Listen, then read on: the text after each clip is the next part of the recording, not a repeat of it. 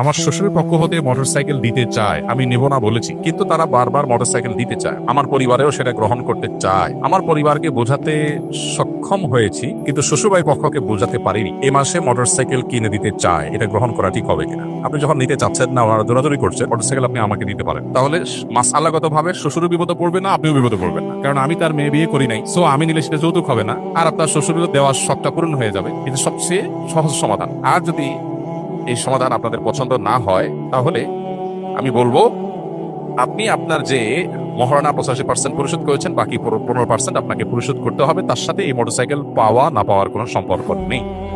শ্বশুরকে বোঝাতে হবে বিষয়টা, আপনি কেন নিতে চাচ্ছেন, এই জিনিসটা তাকে বোঝাতে হবে। তাকে বলতে হবে যে আপনি আপনার মেয়েকে বা জামাই হিসাবে ছেলের মতো আমাকে আপনি স্নেহ করে কোনো কিছু দিতে চান, সেটা ইসলাম নিষেধ করে না। হাদিয়া দেওয়া মোটা দাগে নিষেধ না, কিন্তু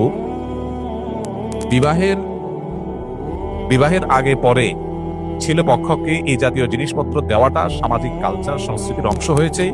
এইটা যদি আপনি দেন, এটা একটা দৃষ্টান্ত।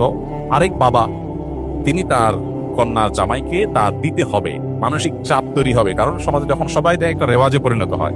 অতএব এটা ভাঙা দরকার। আমরা শ্বশুর জামাই মিলে ডিসিশন নেই, এটাকে আমরা ভাঙার চেষ্টা করি। আপনি আমাকে এমন কিছু দেন যেটা আসলে সমাজে যৌতুক হিসাবে দেয় না। মোটরসাইকেল তো যৌতুকের কমন একটা আইটেম। যৌতুকের কমন আইটেম গুলোর ভিতরে কি?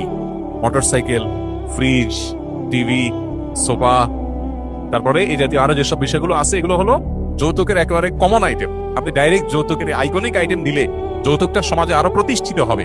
আপনি যদি আপনার শ্বশুরকে জিনিসটা ভালো করে বুঝাইতে পারেন, তাহলে আমার মনে হয় না অসুবিধা হবে। তারপর যদি না বুঝাতে পারেন, তাহলে শ্বশুরকে আপনি বলেন যে ঠিক আছে, আপনিও খুশি থাকেন, আমিও খুশি থাকি, চলেন সাইকেলটা কোনো হুজুরে দিয়ে দিই। সেটা তো দিবে না, জামাইকেই দিবে।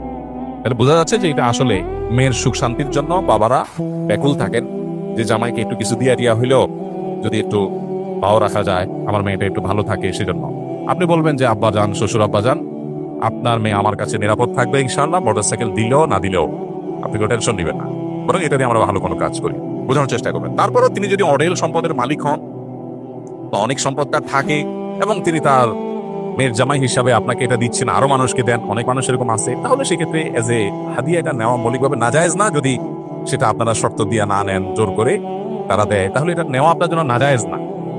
কিন্তু আপনি এই কালচারটা দূর করার চেষ্টা করলে আপনি আল্লাহর কাছে সওয়াব পাবেন, যাতে করে অন্য বাবাদের কাছে এটা একটা দৃষ্টান্ত হয়ে না যায়, তাদের উপরে যেন প্রেসার তৈরি না হয়। যখন সমাজে কয়েকজন দিবে, আশপাশে অন্য মেয়ের বাবাদেরও দিতে হবে, একটা চাপ তৈরি হয়। এই জন্য এই কালচারটা আমাদের দূর করা দরকার।